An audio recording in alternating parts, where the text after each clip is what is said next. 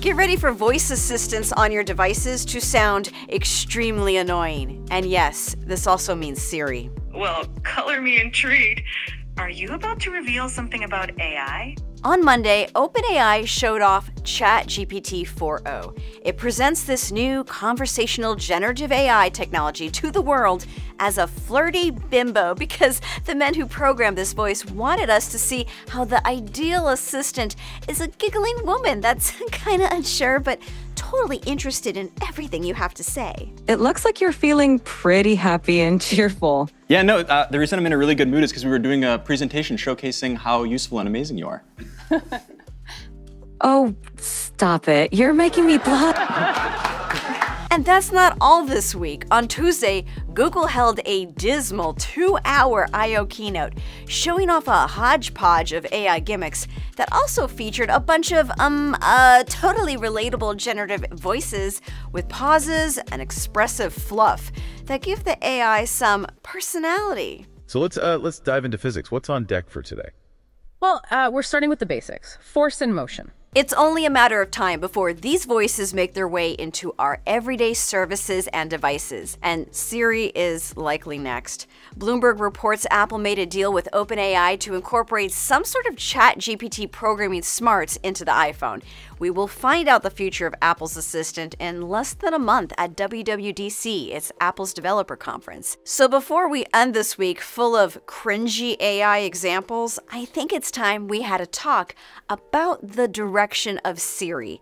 And Apple could come out of WWDC looking amazing in the tech AI race, as long as it doesn't do what Google is doing. I'm Bridget Carey, and this is One More Thing. Bloomberg reports that Apple is right now in the closing of an agreement with OpenAI to put ChatGPT on the iPhone. But there's no guarantee whatever's being worked on would be unveiled right away. Bloomberg also reports that Apple is in an ongoing discussion, also with Google, over licensing the Google Gemini chatbot. So clearly this shows you Apple may be finding ways to put these new chatbots in the next iOS somehow, rather than reveal its own chatbot.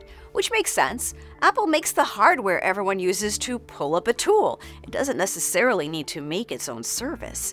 But Apple does seem to want to update Siri, and this could be related. The New York Times is reporting that Apple wants to give Siri a brain transplant, and it plans to show off an overhaul of the assistant at WWDC's keynote on June 10th. We all could wish for a smarter Siri, but I am a little concerned about the influence of these chatbots. Will Apple's leaders make Siri sound like another Scarlett Johansson-esque assistant when it interacts with our questions? Hello, I'm here. Hi. Hi, I'm Samantha. Right now, my relationship with Siri is all about getting me answers quickly. Pull up the song, turn on the lights, what's the weather, text my friend, find my iPhone. I just want to get to the point. And yet, this morning something happened at my home that really got me in a sour mood, and I was doubtful that Apple may be going in the right direction when it gives Siri that brain transplant. So here's what happened. Early in the morning, I'm in bed, I gently wake up my husband, and he quietly says to me, "Hey sweetie, how did you sleep?" My HomePod answered him. I don't need much sleep, but it's nice of you to ask. Yeah, it thought Sweetie was Siri, which of course is incredibly annoying, but the fact that Apple programmed some nonsense to have it act like it's a human and thinking it's cute, I mean, who would ever ask it that question? Clearly someone at Apple thinks people talk like this to their devices, as if this week couldn't give me enough ick. It's an incredible turnoff to hear a machine spout some sort of faked personality, so a human will like it. And if Siri goes down this route, wasting my time with bubbly language like we saw from this week at Google and OpenAI, then I promise you, I'm going to disable Siri and not look back. The improvements to Siri should not be about being cheeky to be a replacement friend. It should just actually get requests correct to do a job. It should know the song I'm trying to tell you to play or understand the context of my question. Now, if Apple focuses on that for WWDC, then the company will win the AI race with consumers who want things to be easier, not flirtier. I'm not going to bore you with every detail of the Google I/O keynote, but there is another aspect of this new AI movement that I want to touch on. Because in all my years as a tech reporter, Google had one of the most poorly constructed presentations that I've seen. There was no hardware, just a confusing jumble of AI services.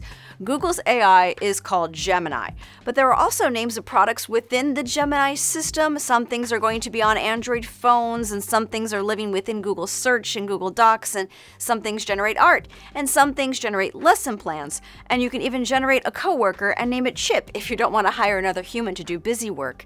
I don't know if it even matters what all of these things are called, but Google spent 2 hours only talking about how AI is in all aspects of Google.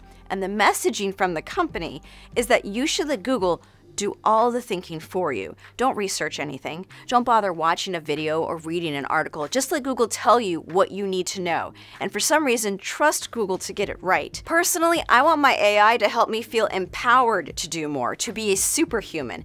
Apple leans into that when it makes you want to buy a new iPhone or Mac to have a better experience in this world. And yet Google says, oh, don't worry about hardware you buy. Just keep coasting along. Don't think too hard. Don't write your own messages. You see, it's a tech company that doesn't want us thinking too much for ourselves. It's like saying the quiet part out loud. Apple can also win this AI battle with how it handles messaging around privacy. In Google's keynote, we saw examples of Google giving summaries of your private emails, telling you what purchasing decisions to make. Don't bother to question the business benefit of Google here, an advertising company, of getting their hands on that email data to know what companies are charging you for their services. We also saw how Google can give you travel advice. There were recommendations for a trip to Miami with AI, and I can tell you, as someone who is from Miami, what was on the screen was pretty lame advice. Not one Cuban restaurant was suggested. Like, you could just drop in and stumble down into the touristy part of town and come out with the same vacation result that Gemini offered. Now, could Google be pushing me to a restaurant that pays for ads on Google? Nah. Listen, I'll give Google credit that some of the AI it showed had potential. It can make search into a more visual tool, that you could take a video of a broken product and Google search can find a troubleshooting answer based on the images of the product and a description of what is wrong. But overall, I'm left feeling like Google was so focused on showing that it does AI, it forgot to tell me why to trust the company to do AI. Google's main business is in search and advertising, and when Google's AI is trying to get me to spend money on sneakers, I'm not convinced that they have my best interests in mind.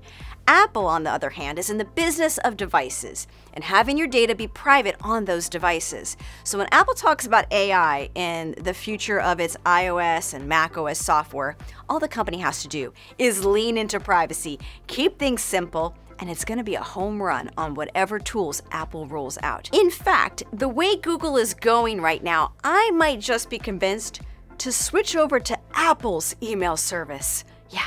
I might actually use Apple's calendar, all to protect my data. What a wild thought.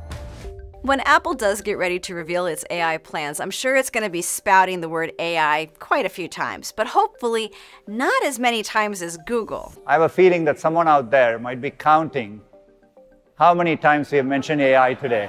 We went ahead and counted so that you don't have to. No, Mr. Pichai, we were not counting AI. We were counting something else. It turns out you said dystopia 159 times. Folks just couldn't hear you say it because you called it Gemini. Let's hope Apple cares more about using AI to make service just work smoother rather than winning some AI mention contest or making Siri into a flirt. I'm ready for your comments. I'm sure you got plenty for me, so sound off below. And before WWDC, I may feature some of your comments in a future episode to see what are you really hoping for with AI in the future of an iPhone. Until next time, thanks for watching.